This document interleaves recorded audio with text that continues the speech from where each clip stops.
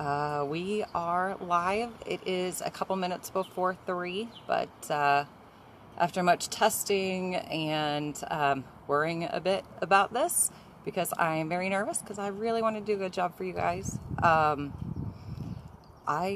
just had to get it started. So we'll wait for a couple minutes before we actually start reading, but this is the book we are reading out of. It is The Complete Tales and Poems of Edgar Allan Poe. It is 1,026 pages, so we have a lot to choose from. We are going to be doing The Black Cat today because it is my favorite, and I wanted to share it with you guys. And then I will just go based off of your suggestions and requests. So if you have a favorite Poe story or poem, hi Debbie, just let me know, and we'll try to do this once a week. More if you guys want to hear more Poe. Wow, I am really nervous, guys. Sorry. Thanks, Cliff. I knew I could count on you. Always can. Oh, thanks, Hen. I've got my Midwest Film Venture shirt on today. A little bit of inspiration from you guys. Just getting settled, getting in. As I say, we'll wait a couple more minutes. We've got 7 people watching right now, which is awesome. Feel free to share this, invite it. As I say, offer suggestions, whatever you guys want to do, we'll do on Thursday or Saturday afternoons. As I said in the description, we should be in farmland right now, but we can't be, so we will just be together here and do little shows of our own. So, I know, breathe in but never out. Thanks, Thomas. Really trying to relax. No, never any pressure, Cliff. Okay, so with that kind of intro out of the way, I guess, let's get started with The Black Cat. For the most wild yet most homely narrative which I am about to pen, I neither expect nor solicit belief. Mad indeed would I be to expect it, in a case where my very senses reject their own evidence. Yet mad I am not, and very surely do I not dream. But tomorrow I die, and today I would unburden my soul. My immediate purpose is to place before the world, plainly, succinctly, and without comment, a series of mere household events. In their consequences, these events have terrified, have tortured, have destroyed me. Yet I will not attempt to expound them. To me, they have presented little but horror. To many, they will seem less terrible than Baroque's. Hereafter, perhaps, some intellect may be found which will reduce my phantasm to the commonplace. Some intellect more calm, more logical, and far less excitable than my own, which will perceive, in the circumstances I detail with awe, nothing more than an ordinary succession of very natural causes and effects. From my infancy, I was noted for the docility and humanity of my disposition. My tenderness of heart was even so conspicuous as to make me the jest of my companions. I was especially fond of animals, and was indulged by my parents with a great variety of pets. With these I spent most of my time, and never was so happy as when feeding and caressing them. This peculiarity of character grew with my growth, and in my manhood I derived from it one of my principal sources of pleasure. To those who have cherished an affection for a faithful and sagacious dog, I need hardly be at the trouble of explaining the nature or the intensity of the gratification thus derivable. There is something in the unselfish and self-sacrificing love of a brute, which goes directly to the heart of him who has had frequent occasion to test the paltry friendship and gossamer fidelity of mere man. I married early, and was happy to find in my wife a disposition not uncongenial with my own. Observing my partiality for domestic pets, she lost no opportunity of procuring those of the most agreeable kind. We had birds, goldfish, a fine dog, rabbits, a small monkey, and a cat. This latter was a remarkably large and beautiful animal, entirely black, and sagacious to an astonishing degree. In speaking of his intelligence, my wife, who at heart was not a little tinctured with superstition, made frequent allusion to the ancient popular notion which regarded all black cats as witches in disguise. Not that she was ever serious upon this point, and I mention the matter at all for no better reason than that it happens, just now, to be remembered. Pluto, this was the cat's name, was my favorite pet and playmate. I alone fed him, and he attended me wherever I went about the house. It was even with difficulty that I could prevent him from allowing me through the streets. Our friendship lasted, in this manner, for several years, during which my general temperament and character, through the instrumentality of the fiend intemperance, had, I blush to confess it, experienced a radical alteration for the worse. I grew, day by day, more moody, more irritable, more regardless of the feelings of others. I suffered myself to use intemperate language to my wife. At length I even offered her personal violence. My pets, of course, were made to feel the change in my disposition. I not only neglected, but ill-used them. For Pluto, however, I still retained sufficient regard to restrain me from maltreating him, as I made no scruple of maltreating the rabbits, the monkey, or even the dog when by accident, or through affection, they came in my way. But my disease grew upon me, for what disease is like alcohol? And at length even Pluto, who was now becoming old, and consequently somewhat peevish, even Pluto began to experience the effects of my ill temper. One night, returning home, much intoxicated, from one of my haunts about town, I fancied that the cat avoided my presence. I seized him, when in his fright at my violence, he inflicted a slight wound upon my hand with his teeth. The fury of a demon instantly possessed me. I knew myself no longer. My original soul seemed at once to take its flight from my body, and a more than fiendish malevolence, gin-nurtured, thrilled every fiber of my frame. I took from my waistcoat pocket a penknife, opened it, grasped the poor beast by the throat, and deliberately cut out one of his eyes from the socket.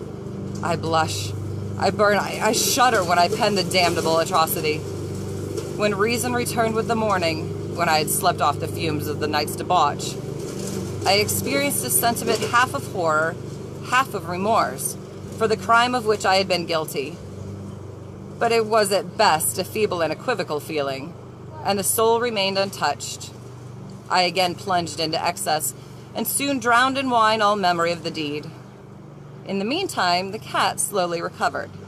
The socket of the lost eye presented, it is true, a frightful appearance, but he no longer appeared to suffer any pain. He went about the house as usual, but as might be expected, fled in extreme terror at my approach. I had so much of my old heart left as to be at first grieved by this evident dislike on the part of a creature which had once so loved me.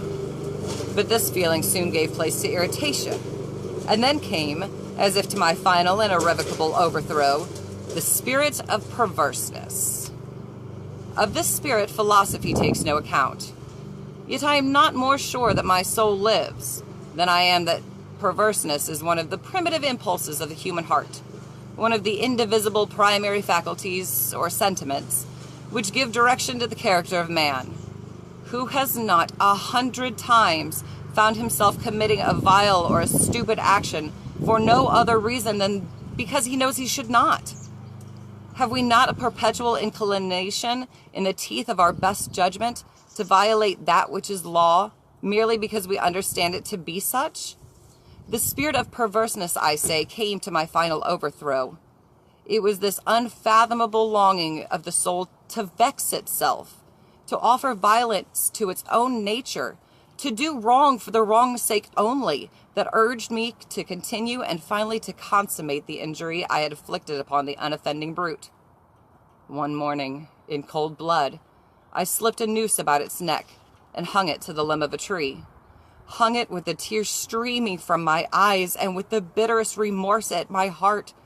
Hung it because I knew that it had loved me, and because I felt it had given me no reason of offense. Hung it because I knew that in doing so, I was committing a sin, a deadly sin that would so jeopardize my immortal soul as to place it, if such a thing were possible, even beyond the reach of the infinite mercy of the most merciful and most terrible God. On the night of the day on which this most cruel deed was done, I was aroused from sleep by the cry of fire. The curtains of my bed were in flames. The whole house was blazing. It was with great difficulty that my wife, a servant, and myself made our escape from the conflagration. The destruction was complete. My entire worldly wealth was swallowed up, and I resigned myself thenceforth to despair. I am above the weakness of seeking to establish a sequence of cause and event between the disaster and the atrocity. But I am detailing a chain of facts and wish not to leave even a possible link imperfect. On the day succeeding the fire, I visited the ruins. The walls, with one exception, had fallen in. This exception was found in a compartment wall, not very thick, which stood about the middle of the house, and against which had rested the head of my bed. The plastering had here, in great measure, resisted the action of the fire, a fact which I attributed to its having been recently spread.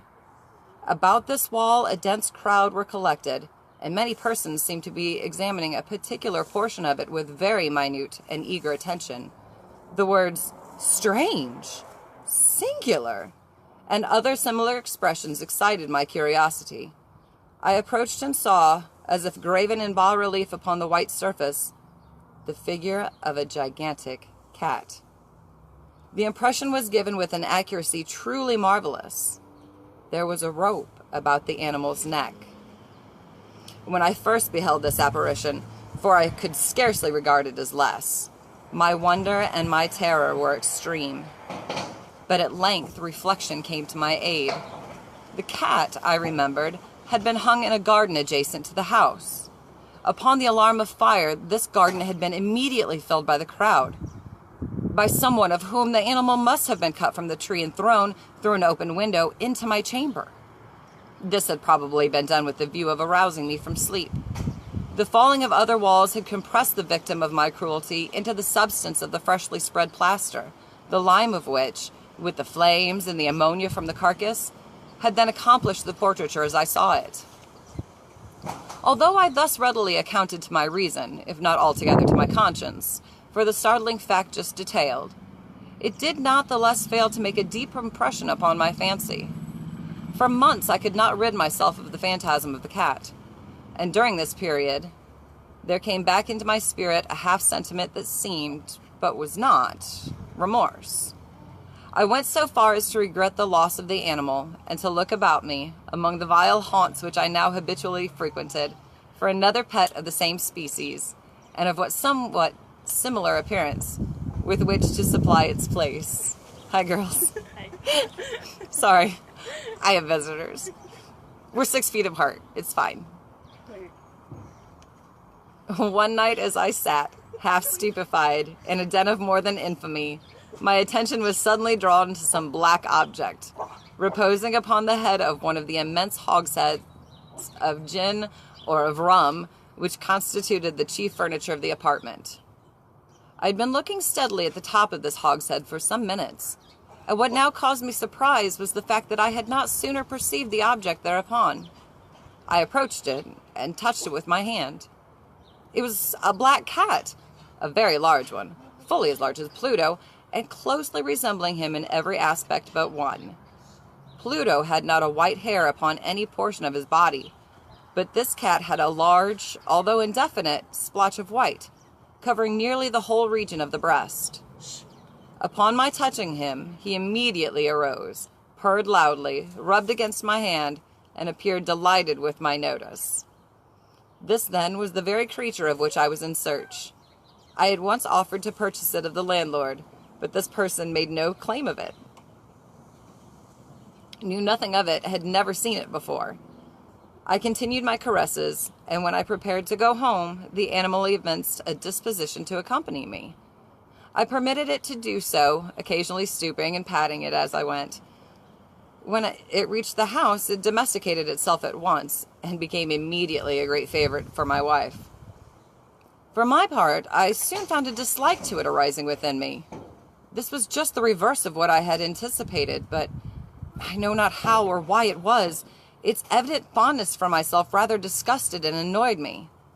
By slow degrees, these feelings of disgust and annoyance rose into the bitterness of hatred. I avoided the creature. A certain sense of shame and the remembrance of my former deed of cruelty prevented me from physically abusing it.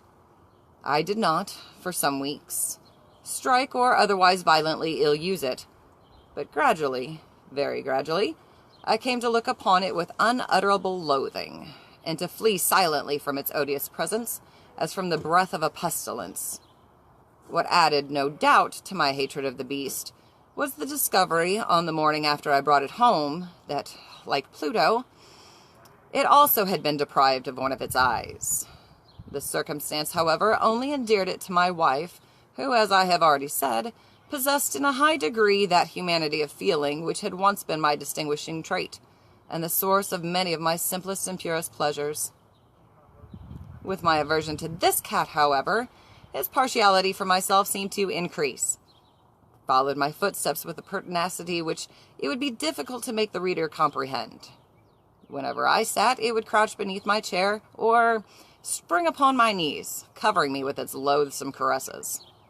If I arose to walk, it would get between my feet and thus nearly throw me down, or, fastening its long and sharp claws in my dress, clamber in this manner to my breast.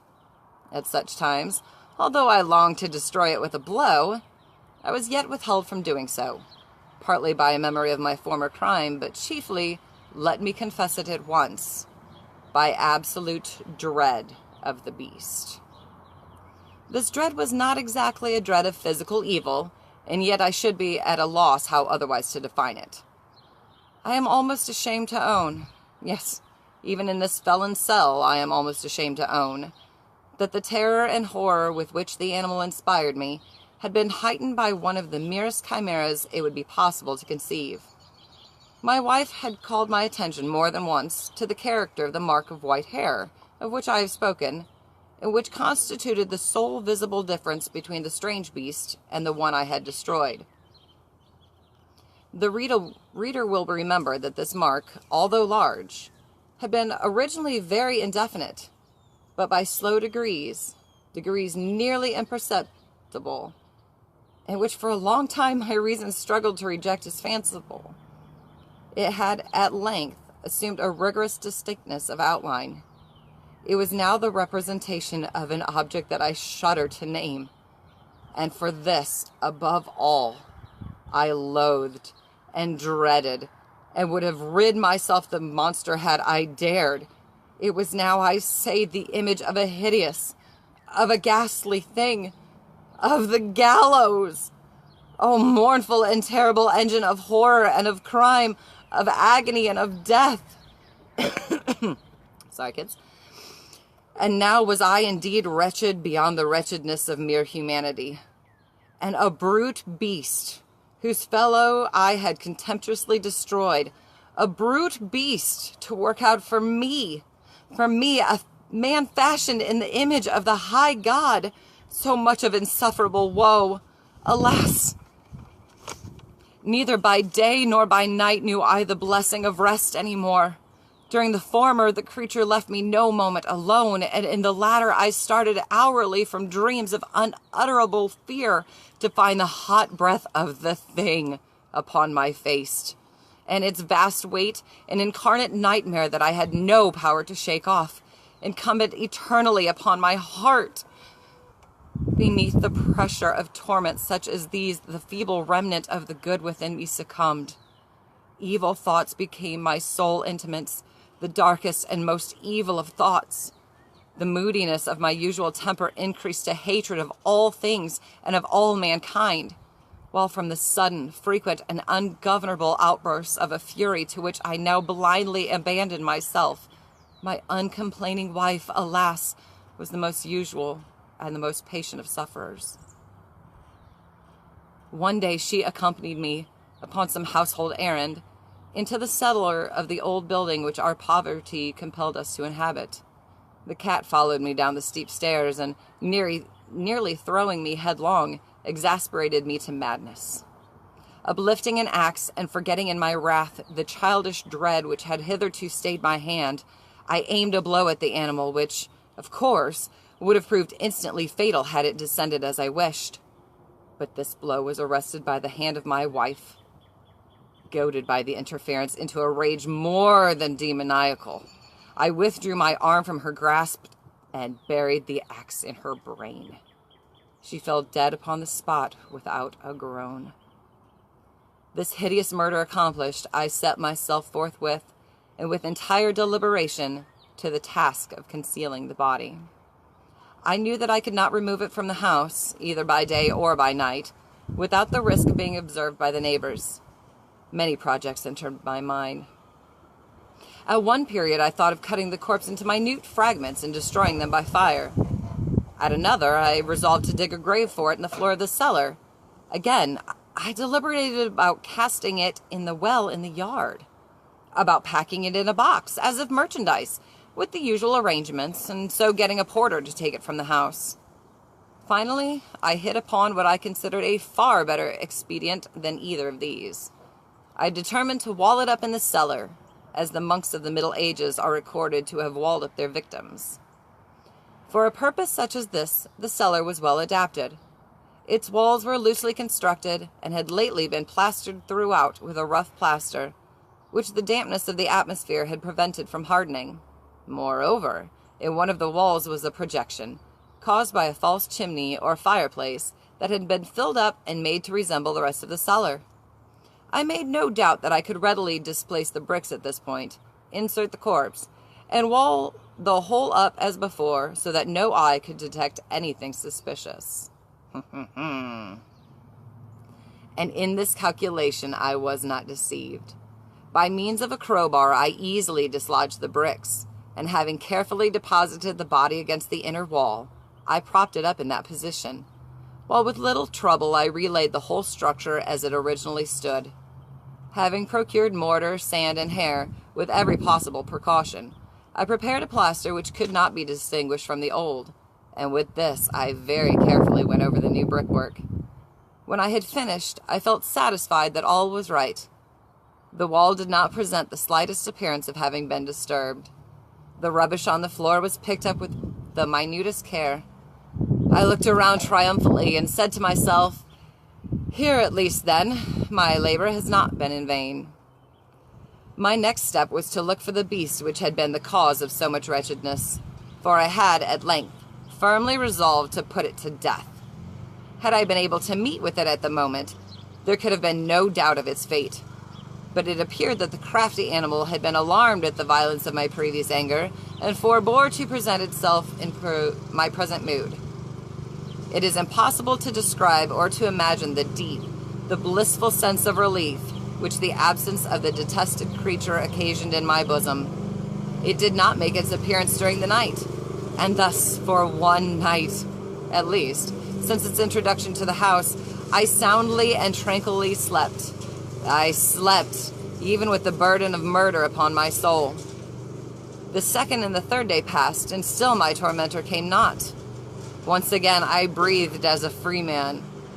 The monster, in terror, had fled the premises forever. I should behold it no more.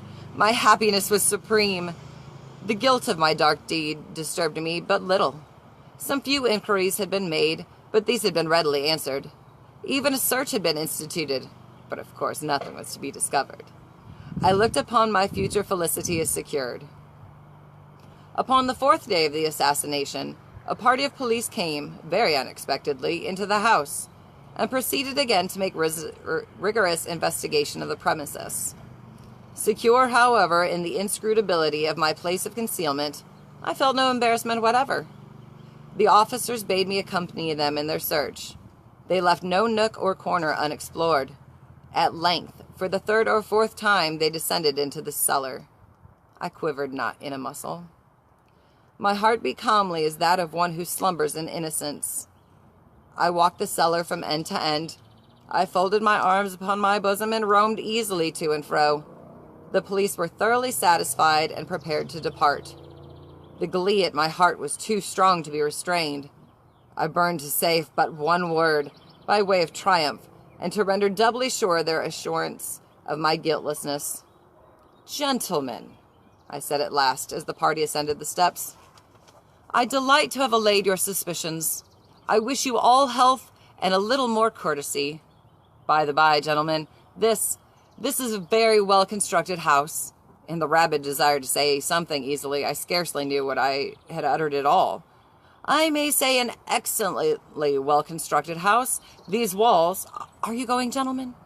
These walls are solidly put together. And here, through the mere frenzy of bravado, I rapped heavily with a cane which I held in my hand upon that very portion of the brickwork behind which the corpse of my wife held in its bosom. But may God shield and deliver me from the fangs of the arch-fiend? No sooner had the reverberation of my blows sunk into silence than I was answered by a voice from within the tomb, by a cry, at first muffled and broken, like the sobbing of a child, and then quickly swelling into one long, loud, and continuous scream, utterly anomalous and inhuman, a howl, a wailing shriek, half of horror and half of triumph, such as might have arisen only out of hell, conjointly from the throats of the damned in their agony, and of the demons that exult in the damnation. Of my own thoughts it is folly to speak. Swooning, I staggered to the opposite wall. For one instant the party on the stairs remained motionless, through extremity of terror and awe. In the next, a dozen stout arms were toiling at the wall. It fell bodily. The corpse, already greatly decayed and clotted with gore, stood erect before the eyes of the spectators. Upon its head, with red extended mouth and solitary eye of fire, sat the hideous beast whose craft had seduced me into murder, and whose informing voice had consigned me to the hangman. I had walled the monster up within the tomb. Well, guys, what'd you think? Have you heard that one before? Have you read it? Did it scare you to read it after dark? That was really fun. I am so glad you guys have all been here. So, send me messages, leave little comments, whatever. Tell me what else you guys would like to hear. More Poe, or if you want to move on to Louisa May Alcott, we can do that. Really kind of up for everything, guys. So just let me know what you want to see, what you want to hear. And my goodness, let's see. Lots of folks watching. Oh, John. Of course I had to wear my shirt. You guys were my inspiration for this, so... thank you so much for everything, helping me get set up and just being behind. Rotten Hellcat Killer and wife, of course. Very nice, David. Sean Orlowski says, huzzahs and applause. A brute beast of vast weight. Thank you, Sean. Debbie, great job. Thank you, Debbie. So glad you were here. My Uncle David says, beautifully done. Thank you. Well, thank you for being here. You guys for sharing part of your Saturday afternoon with me. We'll check stuff out later and see if we want to do this again before next Saturday and what you guys want to do. Thanks. Bye.